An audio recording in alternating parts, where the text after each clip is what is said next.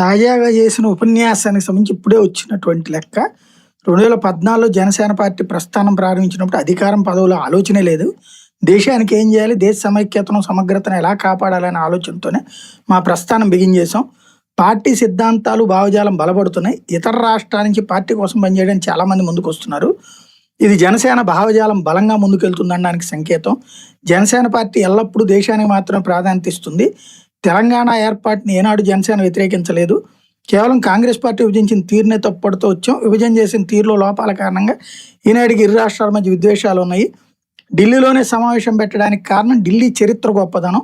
ఈ నేల త్యాగాలకు ప్రతీక, పాలనకు ప్రతిరూపం, రాజ్యాంగ విలువలకు ప్రతిబింబం, ఎన్నో చారిత్రక ఘట్టాలకు సాక్ష్యం. ఇట్లాంటి గొప్ప నేలలో దేశ సమగ్రత కోసం పెట్టిన సమావేశం ద్వారా జనసేన పార్టీ దేశభక్తికి ఎంత విలువిస్తుందో చెప్పడానికి అన్నటువంటి చెప్పుకొచ్చారనమాట.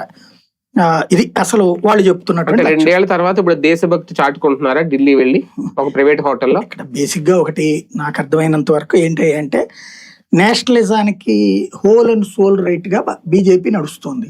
అది షేర్ చేసుకోవాలనుకుంటున్నారు.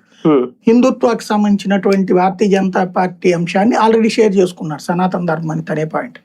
అంటే Bharatiya Janata party vote bank తను షేర్ చేసుకోవాలనుకుంటున్నాడు. దక్షిణాది మొత్తం మీదన లేదా ఉత్తరాదిలో ఆల్రెడీ భారతీయ జనతా పార్టీ హిందుత్వ జాతీయ భావం అన్నటువంటి కాన్సెప్ట్ మీద అధికారంలోకి వచ్చింది. దక్షిణాదిలో అది బలపడాలి.